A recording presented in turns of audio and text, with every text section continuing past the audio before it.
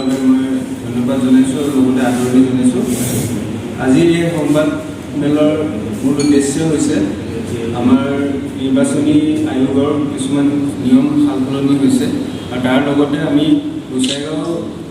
নিৰ্বাচনী কাৰ্যালয়তো সেই সালসলনিখিনি আমি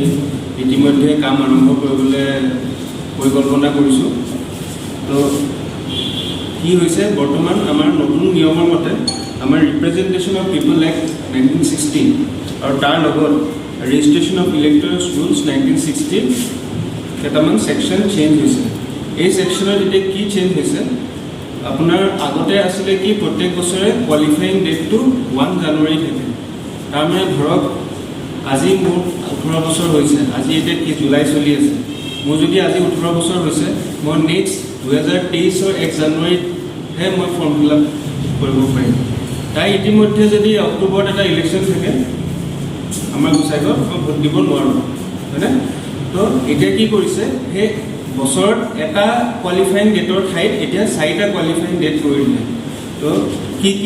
1 জানুৱাৰী, 1 এপ্ৰিল, 1 জুলাই আৰু 1 অক্টোবৰ।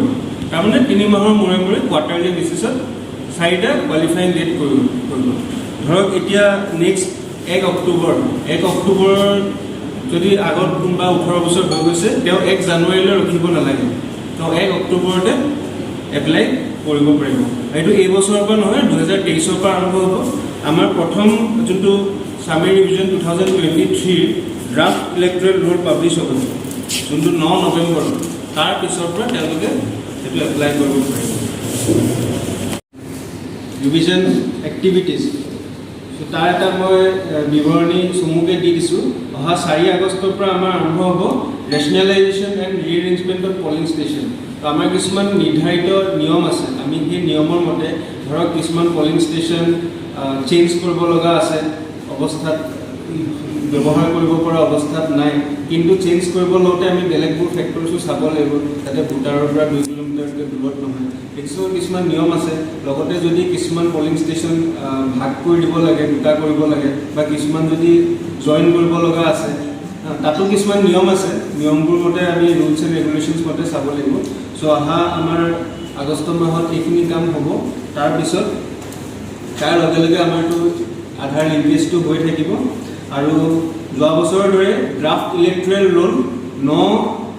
নৱেম্বৰ 2022 পাব্লিছ হ'ব ড্ৰাফ্ট ইলেক্টৰেল ৰুল। তাৰপিছত 9 তাৰিখৰ পৰা 9 নৱেম্বৰৰ পৰা 8 ডিচেম্বৰ 1 মাহ, 9 নৱেম্বৰ টু 8 ডিচেম্বৰ এইটো হ'ব period for filing claims and objectives. কাৰোবাৰ কিবা আপত্তি আছে, কাৰোবাৰ কিবা এডিশ্যন কৰিব আছে, তেওঁলোকে ক্লেইমছ এণ্ড অবজেক্টিভছ ফাইল কৰিব, ক্লেইমছ এণ্ড অবজেকশ্যনছ ফাইল কৰিব পাৰিব 9 নৱেম্বৰৰ পৰা 8 ডিচেম্বৰলৈ। সেই ইতিমধ্যে সেইখিনি সময়তে আমি শনিবাৰ দেওবাৰ দিনবিলাকত এই নৱেম্বৰ হ'ব লাগিব, তেতিয়া ফৰ্মত এপ্লাই কৰিব পাৰিব। আৰু এটা নিয়ম এতিয়া সলনি হৈছে, 17 বছৰ যাৰ হৈছে তাৰমানে তেওঁলোকে এডভান্স এপ্লিকেশ্যন কৰিব পাৰিব। এইটো বস্তু এটা ক্লিয়াৰলি মই বুজাই দিওঁ। এডভান্স এপ্লিকেশ্যন মানে এইটো নহয় যে তেওঁলোকৰ নামটো ভোটাৰ তালিকাত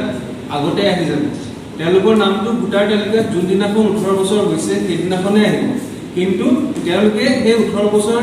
জন্মদিনটোলৈ ৰখি থাকিব নালাগে। আগত এপ্লাই কৰি নিজে ফ্ৰী হৈ থাকিব পাৰে। অট'মেটিক ছিষ্টেমত যেতিয়া 18 বছৰ হ'ব ভোটাৰ তালিকাত তেখেতৰ নামটো ভৰাই দিয়া হ'ব। এইটো এটা কথা। চ' মেইনলি এইটো এইকাৰণে কৰা হৈছে কাৰণ বহুতখিনি ভোটাৰ, আমাৰ নতুন ভোটাৰ, কেতিয়াবা ইলেকশ্যন হয় বা সেই সময়লৈকে তেওঁলোক ৰখি থাকিব লাগে। একেটা সময়ত বহুত ভিৰ হয় আৰু আমাৰ কাৰ্যালয়তো ভিৰ হয়, কাৰণ একেটা টাইমত আমাৰ কি হয় নিয়ম মতে এই জানুৱাৰী ফেব্ৰুৱাৰী টাইমটোত যোনটো ছামাৰী ৰিভিজন হয় নৱেম্বৰ ডিচেম্বৰ বহুত ভিৰ হয়, একেলগে বহুত ফৰ্ম প্ৰচেছিং কৰিব লাগে। তো এতিয়া ৰাইজৰ কাৰণেও অলপ সুবিধা হ'ব, লগতে আমাৰ কাৰ্যালয়ৰ কাৰণেও সুবিধা হ'ব, কাৰণ বছৰটোত 4টা কোৱালিফাইং ডেট লৈ ল'ব।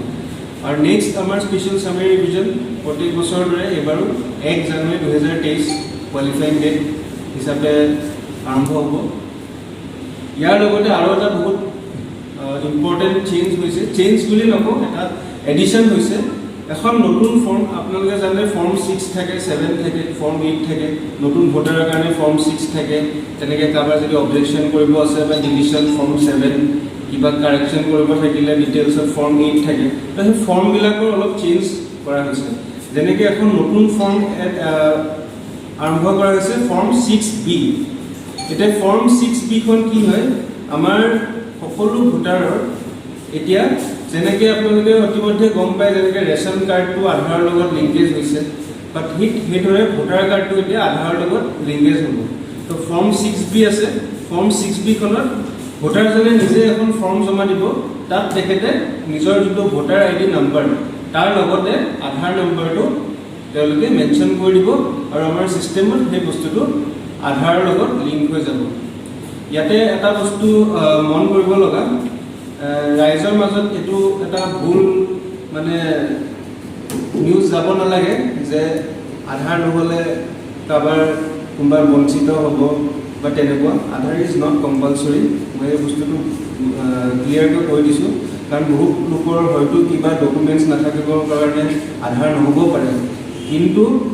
আধাৰ কম্পালচৰি নহ'লে লগতে আৰু কেইটামান ডকুমেণ্টছ দিছে যিকেইটাৰ লগত লিংক কৰিব পাৰে 28 গোসাইগাঁৱত আপোনাৰ মেল আছে 98,145 28 গোসাইগাঁৱত মেল 98,145 আৰু ফিমেল আছে 94,212 আৰু এক জেণ্ডাৰ হেৰি জেণ্ডাৰ থাৰ্ড জেণ্ডাৰ দুজন হ'ব 5 2 7 9 আছে লাষ্টত 9জন তাৰপিছত কোকৰাঝাৰ ৱেষ্টত আছে 96,200 মেল মেল 96,200 আৰু ফিমেল আছে 92,356 92,356 ফিমেল থাৰ্ড জেণ্ডাৰ জিৰ' হ'ব কিছুমান সুইপ এক্টিভিটিজ কৰিম আৰু সজাগতা কৰিম যাতে ফৰ্মবোৰ তেওঁলোকে ফিল আপ কৰে কাৰোবাৰ কাৰেকশ্যন কৰে বহুতে কি হয় ভুল থাকে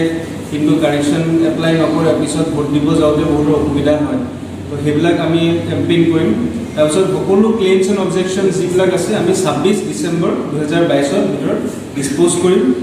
আৰু অহা 5 জানুৱাৰী 2023 তাৰিখে আমি নতুন ভোটাৰ তালিকা য'ত কোৱালিফাইং ডেট হ'ব 1 জানুৱাৰী 2023 1 জানুৱাৰী 2023ৰ কোৱালিফাইং ডেট হিচাপে আমি 5 জানুৱাৰী 2023ত আমাৰ ভোটাৰ তালিকা প্ৰকাশ কৰিবলৈ আমাৰ এইফালে ইতিমধ্যে নিৰ্দেশনা আহিছে নিৰ্বাচনী আয়োগৰ পৰা অহা 1 আগষ্টৰ পৰা আৰম্ভ হ'ব 1 আগষ্ট তাৰিখে আমি কামৰূপী কমিউনিটি হলত ইতিমধ্যে যিহেতু বস্তুবোৰ এতিয়া অনলাইন হৈছে ভোটাৰ BLOসকলে আজিকালি নিজৰ মোবাইলৰ এপত বস্তুবোৰ ফৰ্ম ফিল আপ কৰে তো অনলাইন হোৱাৰ কাৰণে তেওঁলোককো এতিয়া প্ৰশিক্ষণ দিব লগা হ'ব যোৱাকালি ইতিমধ্যে আমাৰ অফিচৰ টেকনিকেল পাৰ্চন লগতে আমি জোনেল লেভেল আমাৰ ট্ৰেইনিং হৈছিলে বঙাইগাঁৱত আৰু আমি এটেণ্ড কৰি আহিলোঁ আৰু আমাৰ লগতে ALMT গৈছিলে তেওঁলোকে অহা সোমবাৰে সকলো BLO ERO আৰু BLO ছুপাৰভাইজাৰক এই নতুন এপছ যেনেকৈ গাৰুডা এপছ নেশ্যনেল NVSP বা ভোটাৰ পৰ্টেল আগৰ এপবিলাকে আছে এপবোৰ আপডেট হৈছে আপোনালোকে গম পায় আগতে পাব্লিকে যেনেকৈ এপবোৰ এপ্লাই কৰিব পাৰে চেম সেইদৰে কিন্তু আপডেট হৈছে এপবোৰ নতুন ভাৰ্চন ওলাইছে তাৰ নতুন ফৰ্ম আহিছে সেইকাৰণে সেইবিলাকৰ ওপৰত প্ৰশিক্ষণ দিয়া হ'ব তাৰ লগতে আমি এটা লঞ্চ ইভেণ্ট কৰিম সমাজৰ লোক লগতে আমাৰ পলিটিকেল পাৰ্টিৰ ৰিপ্ৰেজেণ্টেটিভ আৰু আপোনালোকলৈ নিমন্ত্ৰণ থাকিলে মই সময়টো পিছত জনাই দিম সেই লঞ্চ ইভেণ্টত আমি এই আধাৰ লিংকেজটো আছে যে আধাৰৰ লগত ভোটাৰ সেইটো আমি আৰম্ভ কৰিম তাতে আমি কেইজনমানৰ তাতেই প্ৰগ্ৰেমটোতে আমি আৰম্ভ কৰিম তাৰপিছত 1 তাৰিখৰ পৰা সমগ্ৰ আমাৰ গোসাইগাঁও নিৰ্বাচনী জিলাত এই বস্তুটো লিংকেজটো আৰম্ভ হৈ যাব আমাৰ ফৰ্ম ফিল আপত সেইটো আমাৰ ইণ্টাৰনেল আমাৰ যোনবোৰ টেকনিকেল পাৰ্চন যোনে ফৰ্মবোৰ ফিল আপ কৰে তেওঁলোকক ইতিমধ্যে প্ৰশিক্ষণ আমি দিয়াই আছোঁ আৰু আমি আশা কৰিছোঁ যাতে সমাজৰ লোকে আমাক সহায় কৰে আৰু বিশেষকৈ মই এই সংবাদ মাধ্যমৰ যোগেদি সকলো ৰাইজক গোসাইগাঁও নিৰ্বাচনী জিলাৰ এইটো আহ্বান জনাইছোঁ আৰু অনুৰোধ জনাইছোঁ যাতে আমাৰ লগত কোঅপাৰেট কৰে নিজৰ আধাৰ নম্বৰটো দি লাষ্টৰ সময়লৈকে যাতে ৰখি নাথাকে যিমান সোনকালে দিয়ে তেওঁলোকৰ কাৰণেও ভাল হয় আৰু আমাৰ কাৰণেও ভাল হয় কাৰণ এইটো বস্তু অকল ইয়াতেই নহয় সমগ্ৰ ভাৰতত ইতিমধ্যে আৰম্ভ হ'ব অহা সোমবাৰৰ পৰা passbook with bank driving licence PAN card Indian passport pension document ইত্যাদি কিন্তু আমাৰ চেষ্টা প্ৰচেষ্টা এইটোৱে থাকিব যিমান পাৰোঁ আৰু আমাৰ এইটো কমিশ্যনৰ পৰা এটা ইনষ্ট্ৰাকশ্যন আহিছে আমি 100% আমি আধাৰৰ লগত লিংক কৰিব ট্ৰাই কৰিম যদি আধাৰ নহয় কাৰোবাৰ যদি আধাৰ নাই তেতিয়াহে তেওঁলোকে এই বাকীকেইখন ডকুমেণ্টৰ লগত নিজৰ ভোটাৰ আইডিখন লিংক কৰিব পাৰিব